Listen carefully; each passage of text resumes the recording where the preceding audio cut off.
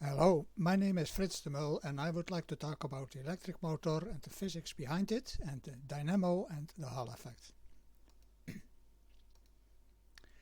This presentation is part of a series of presentations about electromagnetic topics presented in my course in the university physics. The electric motor and the dynamo and the Hall effect. The contents are: first, the magnetic or Lorentz force, then the Hall effect, 3. Electromotor, 4. The dynamo, 5. Conclusions, and 6. The Hall effect revisited. First, the Lorentz force is given by the charge times the velocity times the magnetic field. Both are vectors, and this is a special multiplication. Here we have the metal wire with a current I and an external field B.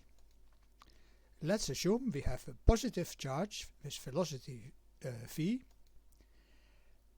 along the current, and to find the Lorentz force, rotate clockwise from V to B in the VB plane, and then the direction of the Lorentz force follows the direction of the corkscrew with a plus or minus sign, and that's depending on the angle theta.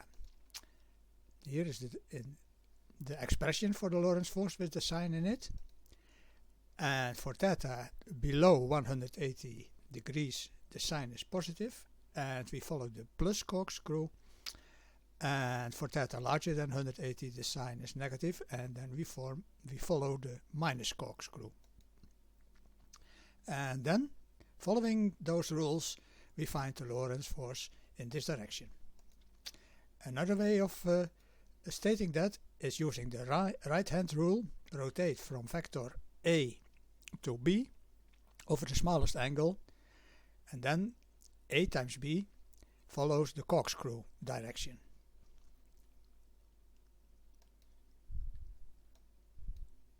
Suppose now we have not a positive charge but a negative charge, for instance an electron that has a negative charge as seen here. This means that the velocity is in the opposite direction. The theta is smaller than 180 degrees here, so we follow the right hand screw, but we have a negative charge, and thus FL points for the plus and minus charges in the same direction. Now the question is, the Lorentz force works on moving charges because the velocity is not zero. But the metal ions are at rest, so they do not feel the Lorentz force. Why does the wire move then? And the answer for that question is the Hall effect. Suppose we have a negative charge moving here with velocity v and Lorentz force FL in this direction to the right. Then the electrons will deflect. We feel a deflection. And there will be a charge built up, and at the other side there will be positive charges left, and as a consequence a electric field will build up here, and the electrons feel that electric field in the form of an electric force, and the build-up will go on until the electric force equals the Lorentz force, because then we have balancing. Assume we have contacts P and Q, and then the metal ions feel that electric field and thus also an electric force in the direction of Q, and therefore the wire will move due to an electric force. A consequence of this is that it seems as if the Lorentz force here acts directly on the wire using the right hand rule. Here, rotate from I to B, and then the electric force, which is in fact the Lorentz force, will be directed to the right. Now we go to the electric motor.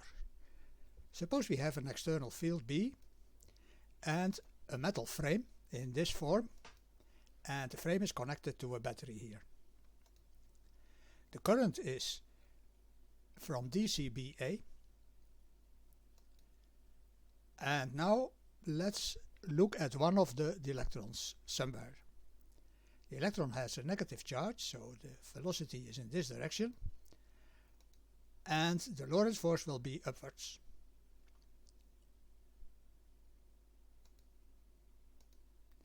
Now, from the Hall effect, the metal ions feel an electric force, thus there is an electric force, Lorentz force now working on the electrons, and it can be considered as working on the current and then acting on the wire, as we have seen in the Hall effect. Then the frame starts rotating until side AB will be above CD. Situation now here. Please note the connections. The current is in this direction, and that electron here is now here. This is a stable situation, and the frame tries to enclose as much of the fitting field as possible by maximizing its area in the fitting position. The Lorentz force is here to in downward direction, and when you draw an electron here, the Lorentz force will be in this direction to the right.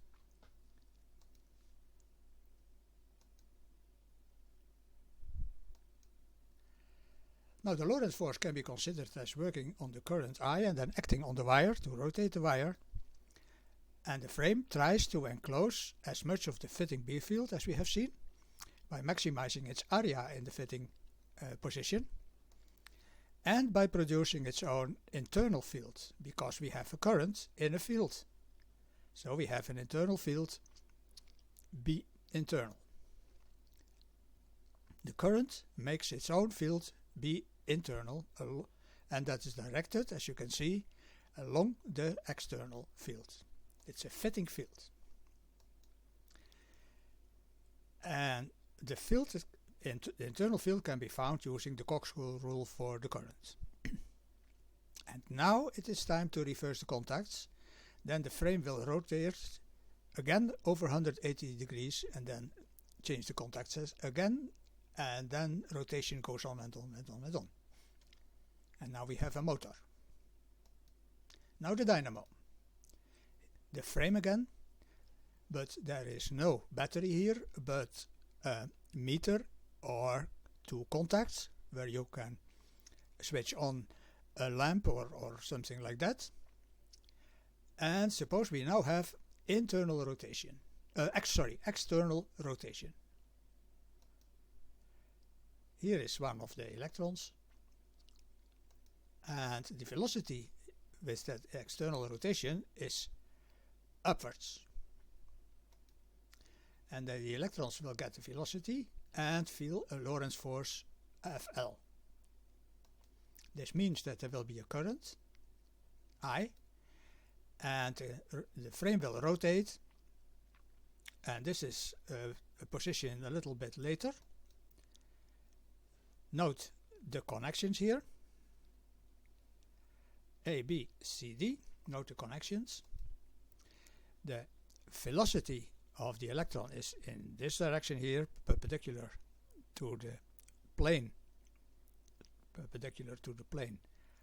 of the frame, and the Lorentz force is in this direction as it is here, and this means that the current is here in this direction, and the current will produce an internal field, and that internal field is, as you can see with the corkscrew rule, as you can see in this direction. And the direction of the internal field is counteracting the external field, and that's the Lenz law, the law of Lenz. In the upright situation, the velocity will be parallel to the external field. And this means that the sine of theta is 0, and there will be no Lorentz force, and thus no current. Now it is time to interchange the contacts when it is an upright situation. And as you can see, the current gets a sine shape in time because it contains a sine theta due to the Lorentz force, a sine of theta, and theta varies with time because there is a rotation.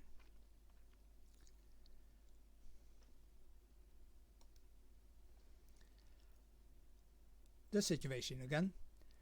The Lorentz force works on the electrons and produces current I, and the secondary effect will be that the current I, together with the external field, will produce an extra Lorentz force working on the wire. And that extra Lorentz force is directed in downward direction. Rotate from I to B and then follow the corkscrew. This extra Lorentz force will counteract your rotation. And that means that you have to deliver mechanical energy to get the dynamo rotating. There is no such thing as a free lunch. You always have to insert energy to get electric energy out. Please note, this secondary effect is also present in the electric motor and causes their energy losses, mostly in the form of heat. Conclusions. The Hall effect. There is a potential difference due to the electric balancing force balancing the Lorentz force. The electric motor, it tries to rotate so as to align its internal field with the external field, and when that situation is reached, you have to reverse the contacts. It tries to maximize the fitting flux. The dynamo produces a counteracting current and field, and you have to insert energy to overcome that. Now, a little bit more about the Hall effect. So we have that electron again with its velocity, and suppose we have n electrons per cubic meter, the electron density. Each electron has a velocity. All electrons that will pass the front side in the next second from now will be within a block HWV that has the volume HWV, and that block is here. All electrons in this block will pass in the next second through the front side. So the charge passing the front side will be n times q, that's the charge of one electron. This is the number of electrons per cubic meters, and this is the number of cubic meters. So the current, the number of coulombs per second, is minus nq HWV. Please remember this. And you can see that the current is proportional to the charge density and the velocity. Now here we have the Hall effect again, with the velocity of the electrons and the Lorentz force, and the deflection of the Lorentz of the electrons. There is a charge built up, as we have seen, and the Lorentz force will be counteracted by the electric force on the electrons, pointing to the left, until the Lorentz force and the electric force are equal. And it means that the electric force is Q times the field strength, and this is the Lorentz force. So it means that when you measure the potential difference, then it is given by the field strength times the distance, and the distance is W, and that's thus using this relation here, Vb times W. From the previous slide we had the current is equal to minus nq times HVW, and this means that VW is minus I over nqh.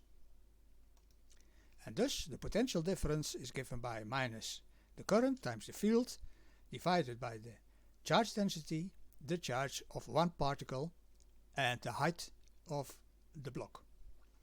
And this gives us the opportunity to use this Hall effect for measuring magnetic field strength. And this is the end of the talk. Thank you very much.